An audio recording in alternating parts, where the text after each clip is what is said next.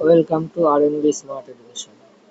আজ আমরা রায়ো মার্টিনের নবম শ্রেণীর যে অঙ্কের সমাধান শুরু করেছিলাম তার সেট ওয়ানের সমাধানগুলো করব। এর আগে আমরা মধ্যশিক্ষা পর্ষদ সমাধান করেছি ভৌত বিজ্ঞানের।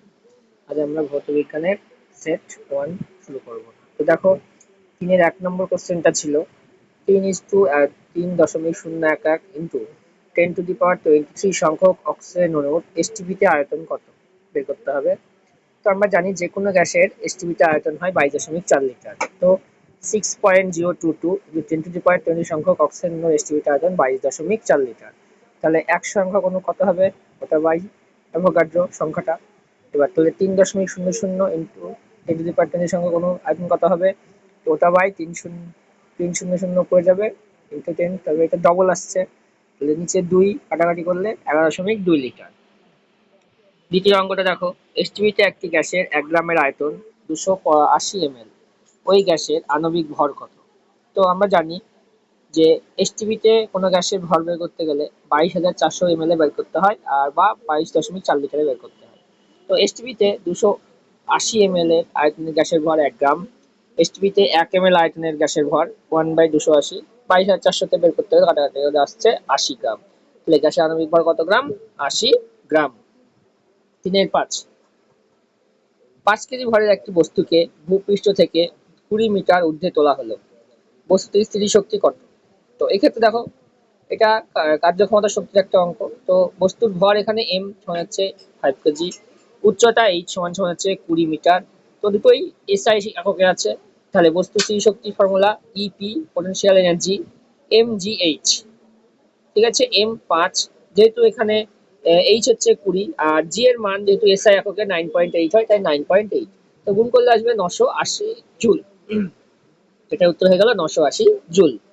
পরের অঙ্কটা 3-5 একটা আরেকটা অঙ্ক আছে। দেখো, একটি বস্তুর ওপর 80 নিউটন বল প্রযুক্ত হয়, বস্তুটির সরণ হলো 15 মিটার, কৃতকার্যের মান কত। তো এখানে একটা কৃতকার্যের অঙ্ক।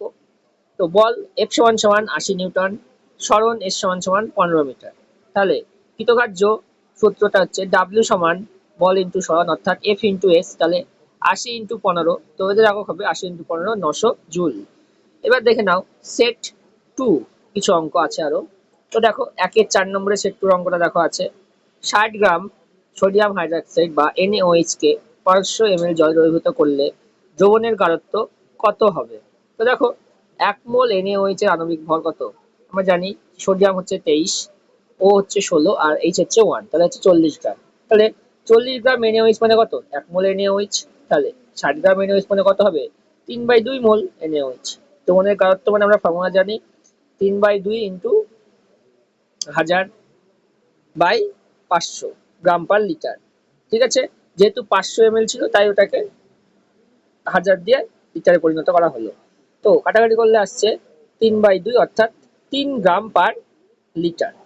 একটি তারের বিকৃতি 0.1 এর 2% হলে 10 মিটার দীর্ঘ তারের দৈর্ঘ্য পরিবর্তন কত হবে। তো দেখো, দৈর্ঘ্য পরিবর্তন সমান 0.1 ইন্টু 10 ইন্টু 2/100, কাটাকাটি করলে আসছে 0.02 মিটার। জলে ভাসমান বরফখণ্ডের আয়তনের 1/11 জলের উপরে আছে, বরফের ঘনত্ব কত হবে। তো আমার বরফ জলের উপরে আছে কত, 1/11। তাহলে ডুবে আছে কতটুকু অংশ, 1 বিয়োগ 1/11 মানে 10/11। তাহলে বরফের ঘনত্ব কত হবে, 10/11 into 1000 kg per metre cube. Calculation করলে আসছে 909.09 কেজি পার মিটার কিউব। এরপরে একটা দেখো, একটু আলাদা রকমের অঙ্ক, চট করে দেখা যায় না ধরনের অঙ্ক। তো দেখো, দেখে নাও, এর একে আছে অথবা তামা ও সীসা দ্বারা গঠিত একটি সংকর ধাতুর আয়তন ও ভর যথাক্রমে 30 সিসি এবং 320 গ্রাম। তামা ও সীসার আপেক্ষিক ঘনত্ব যথাক্রমে 8.89 এবং 11.37 হলে ধাতুতে বিদ্যমান তামা ও সীসার আয়তন কত।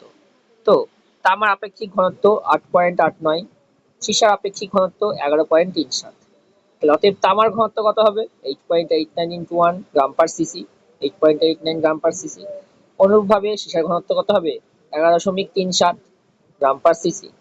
এবার ধরে নিই তামার আয়তন কত, এক্স সিসি, সীসার আয়তন ওয়াই সিসি। যেহেতু দুজনের মোট বলেছিল কি শর্তানুসারে এক্স প্লাস ওয়াই সমান কত 30, যেহেতু মোট আয়তন বলেছিল 30, আর 8.89x প্লাস 11.37y সমান সমান কত 320। তো দুটো সমাধান করলে আমরা দেখতে পাচ্ছি, সমাধানের পদ্ধতি দেখে নাও। আমরা প্রথমে x সমান 30 মাইনাস y বের করে নিলাম। তো x এর মানটা আমরা পরিবর্তন পদ্ধতিতে বসিয়ে দিলাম 2 নমে।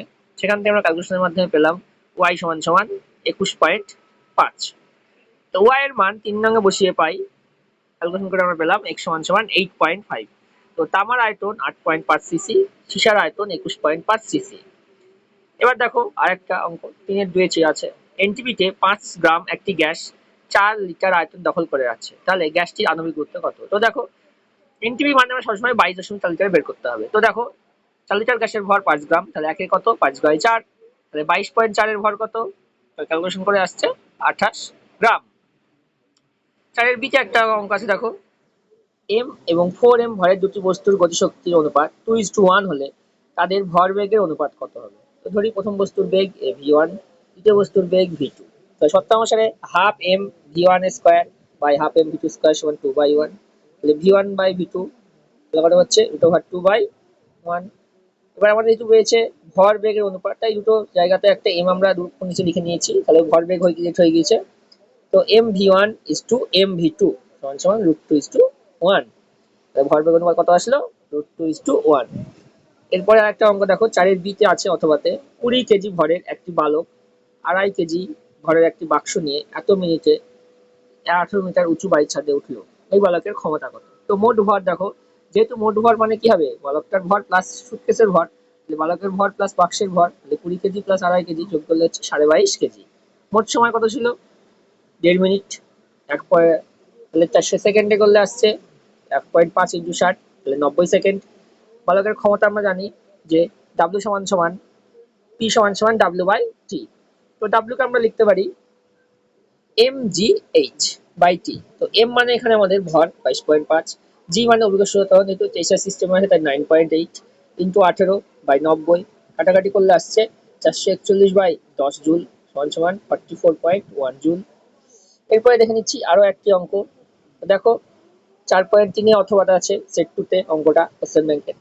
তো 250 সেমি দীর্ঘ 1 মিলিমিটার ব্যাসের একটি লোহার তারের এক প্রান্ত তড়িৎ সংযোগভাবে যুক্ত আছে, অপর প্রান্তে 8 কেজি ওজন রাখা হলো। তো দৈর্ঘ্যের বৃদ্ধি নির্ণয় করো। তো দেখো তার এই গুণাঙ্ক এখানে দেওয়া ছিল বইয়ে, 20 ইন্টু 10⁻11 ডাইন সেমি। প্রাথমিক দৈর্ঘ্য কত? 250, এল বড় হাতের এল 250 সেমি। প্রস্থচ্ছেদের ক্ষেত্রফল এ সমান সমান 1 মিলিমিটার স্কয়ার সমান সমান 0.01 সেমি স্কয়ার। তার দৈর্ঘ্য বৃদ্ধি কত? এল সেমি। তো আমরা জানি এফ সমান সমান এমজি। তো এম হচ্ছে ভর হচ্ছে 8, যেহেতু সিজিএস এ আছে এককটা, তাই 8 এর সঙ্গে আমরা 1000 দিয়ে গুণ করলাম, তাকে আবার 980 দিয়ে গুণ করলাম, তাহলে যাচ্ছে কত? এটা ডাইনে।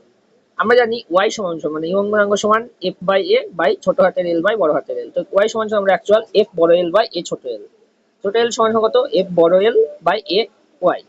এল বের করছি, মানগুলো বসালাম। দেখো 8 ইন্টু 1000 980 ইন্টু 250, 0.01 থেকে তুলে দিলাম 100 উপরে গেল, নিচে 20 ইন্টু 10⁻11। তো ক্যালকুলেশন করলে আসছে কি 4 98 25 ইন্টু 10⁻7।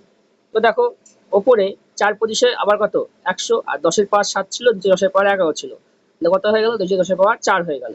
এবার উপরে 100 মানে দুটো শূন্য আছে 10 এ, তাহলে নিচে হয়ে গেল 100, উপরে 98, লেল সমান হচ্ছে 0.98 সেমি।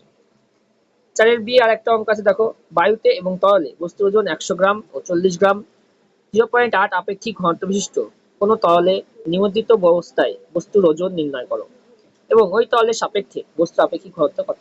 তো বস্তুর প্রকৃত ওজন কত হবে? বায়ুতে ওজন মাইনাস জলে ওজন, 100 মাইনাস 40 গ্রাম সমান হচ্ছে 60 গ্রাম।